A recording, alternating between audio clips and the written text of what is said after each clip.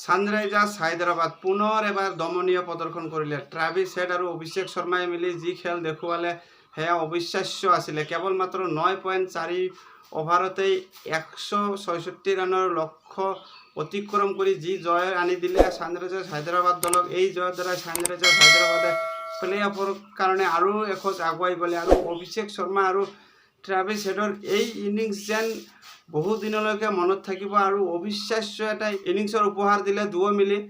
166 ৰানৰ লক্ষ্য আগত লৈ কেৱল মাত্ৰ 9.4 অভাৰতে এই লক্ষ্য অতিক্ৰম কৰি জয়ৰ সোৱাদ দিলে সানৰাইজাৰ্স হায়দৰাবাদ দলক। আৰু মেচখন চাই এনে লাগিছিল যেন লাইভ মেচ চলা নাই, যেন হাইলাইট চলি আছে আৰু এটাৰ পিছত আন এটা ওপৰ জুপুৰি বাউণ্ডাৰীৰ ওপৰত বাউণ্ডাৰী কোবাই আছিল অভিষেক শৰ্মা আৰু ট্ৰাভিছ হেড দুয়ো মিলি। আৰু দুয়োৰে এই ইনিংছৰ বলতেই লক্ষ্ণৌ ছুপাৰ জায়াণ্টে মেচখনত যেন এক মুহূৰ্তৰ কাৰণেও জয়ৰ দিশলৈ যাব পৰা নাছিল লক্ষ্ণৌ ছুপাৰ জায়াণ্টে। আৰু লক্ষ্ণৌ ছুপাৰ জায়াণ্টৰ সকলো বলাৰসকলে ধৰাশায়ী হৈ গৈছিল আৰু অভিষেক শৰ্মা আৰু ট্ৰাভিছ হেডে যি তাণ্ডৱ চলালে সেই তাণ্ডৱৰ আগত সম্পূৰ্ণৰূপে ধৰাশায়ী আৰু সম্পূৰ্ণৰূপে বিধ্বস্ত আছিলে। আৰু দুয়োৰে এই ইনিংছ একেবাৰে নেক্সট লেভেল আছিলে। দুয়ো মিলি যি খেল খেলিলে সেয়া যিমানেই প্ৰশংসা কৰক যেন সিমানেই কম হৈ যাব। দুয়োৰে এই ইনিংছ একেবাৰে টপ ক্লাছ আছিলে। আৰু ট্ৰাভিছ হেডে কেৱল মাত্ৰ 30টা বলৰ ভিতৰত 89 ৰানৰ অপৰাজিত ইনিংছ খেলিলে। আৰু এই ইনিংছত 8টাকৈ 4 আৰু 8টাকৈ 6 কোবোৱা দেখা গৈছিল ট্ৰাভিছ হেডক। তাৰোপৰি অভিষেক শৰ্মাও ট্ৰাভিছ হেডতকৈ কম নাছিলে আৰু কেৱল মাত্ৰ 28টা বলৰ সন্মুখীন কৰি 75 ৰানৰ অপৰাজিত এটা কেমিঅ' ইনিংছৰ উপহাৰ দিলে। আৰু অভিষেক শৰ্মাই নিজৰ ইনিংছত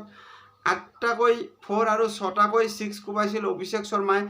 এফালে ট্ৰাভিছ হেড যদি এটা ডাঙৰ নাম, ট্ৰাভিছ হেড, হেনৰি কাৰ্লচন আৰু এডেম মাৰাক্ৰম হায়দৰাবাদ দলৰ এই তিনিটা নাম যদি ডাঙৰ, অভিষেক শৰ্মাও যেন এই তিনিজনতকৈ কম নহয়। আৰু ট্ৰাভিছ হেডৰ পিছে পিছে অভিষেক শৰ্মাই ওপৰজুপুৰি ভাল প্ৰদৰ্শন কৰি দেখুৱাই গৈ আছে। আৰু মেচখনত ট্ৰাভিছ হেডে কেৱল মাত্ৰ 16টা বলতেই অৰ্ধশতকীয় ইনিংছ খেলিছিল। আৰু অভিষেক শৰ্মাও যেন ট্ৰাভিছ হেডতকৈ কম নহয় আৰু কেৱল মাত্ৰ 19টা বলৰ ভিতৰতে অৰ্ধশতকীয় ইনিংছ খেলি যেন কোনে কিমান সোনকালে অৰ্ধশতক সম্পূৰ্ণ কৰিব পাৰে যেন অভিষেক শৰ্মা আৰু ট্ৰাভিছ হেডৰ মাজত কণ্টেষ্ট চলি আছিল। আৰু পূৰ্বৰ মেচ কেইখনতো দেখা গৈছিল যেন যদি 18টা বলত অৰ্ধশত ৰান কৰে আকৌ আনজনে 16টা বলতে অৰ্ধশত ৰান কৰে। আৰু দুয়োৰ এই কণ্টেষ্টৰ কাৰণে যেন হায়দৰাবাদ দলে ওপৰজুপুৰি ভাল প্ৰদৰ্শন কৰিব পাৰিছে আৰু ওপৰজুপুৰি মেচ জয়লাভ কৰিব পাৰিছে।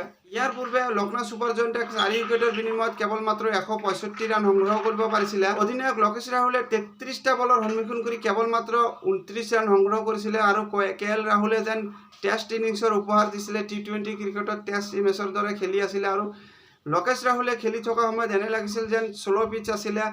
পিটছত যেন বেটাৰৰ কাৰণে একোৱেই নাছিলে, সম্পূৰ্ণ বলাৰৰ দমনীয় প্ৰদৰ্শন চলি আছিল পিটছত। আৰু কে এল ৰাহুলৰ পিছতে কুণাল পাণ্ডিয়াও 21টা বলৰ সন্মুখীন কৰি কেৱল মাত্ৰ 24 ৰান সংগ্ৰহ কৰিছিলে, যাৰ কাৰণে লক্ষ্ণৌ ছুপাৰ জায়াণ্টে প্ৰথম 10 অভাৰত কেৱল মাত্ৰ 50 ৰানৰ বিনিময়ত 2টা উইকেট হেৰুৱাই খেলি আছিল। আৰু তাৰ পৰিৱৰ্তে হায়দৰাবাদে 10 অভাৰ হোৱাৰ 2টা বল বাকী থাকোঁতে যেন 166 ৰানৰ লক্ষ্য অতিক্ৰম কৰি মেচ জয়লাভ কৰিলে।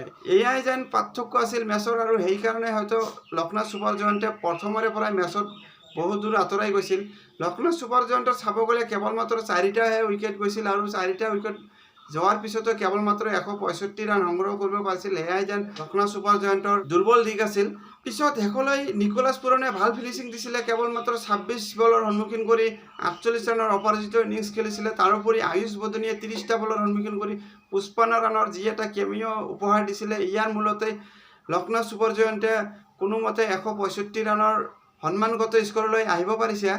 লক্ষ্ণৌ ছুপাৰ জায়াণ্টে যিহেতু কেৱল মাত্ৰ 4টাহে উইকেট হেৰুৱাইছিল, সেই মৰ্মে যেন মেচখনত 180+ ৰান কৰিব লগা আছিলে। হায়দৰাবাদৰ হৈ ভুৱনেশ্বৰ কুমাৰে ভাল বলিং কৰিছিলে। ভুৱনেশ্বৰ কুমাৰে নিজৰ 4 অভাৰৰ স্পেলত কেৱল মাত্ৰ 12 ৰান ব্যয় কৰিছিলে আৰু 2টা গুৰুত্বপূৰ্ণ উইকেট লৈছিল। আৰু ভুৱনেশ্বৰ কুমাৰে এনে এটা স্পেল কৰিছিল যেন টেষ্ট মেচৰ দৰে বলিং কৰিছিল আৰু 4 অভাৰত 3 ইকনমি ৰেটত ৰান দি ভুৱনেশ্বৰ কুমাৰে নিজকে প্ৰমাণিত কৰিলে। আৰু পূৰ্বলয়লৈ ঘূৰি অহাৰ দিশে দেখা গ'ল ভুৱনেশ্বৰ কুমাৰে। তাৰোপৰি পেট কামিন্সেও কেৱল মাত্ৰ 1টা উইকেট লৈছিল, কিন্তু ৰান 47 ৰান খৰচ কৰিছিল। চাব গ'লে লক্ষ্ণৌ ছুপাৰ জায়াণ্টৰ প্ৰথমতে বলাৰসকলে যি দমনীয় প্ৰদৰ্শন কৰিছিল আৰু তাৰ পিছতে বেটাৰসকলে বাউণ্ডাৰীৰ ধুমুহা চলাইছিল আৰু এই ধুমুহাৰ আগত সম্পূৰ্ণৰূপে বিধ্বস্ত হৈছিল লক্ষ্ণৌ ছুপাৰ জায়াণ্টে। আজিলৈ মেচ প্ৰিভিউ এয়াই আছিল। ভিডিঅ'খন চাই ভাল পালে লাইক আৰু ছাবস্ক্ৰাইব কৰিব। ধন্যবাদ।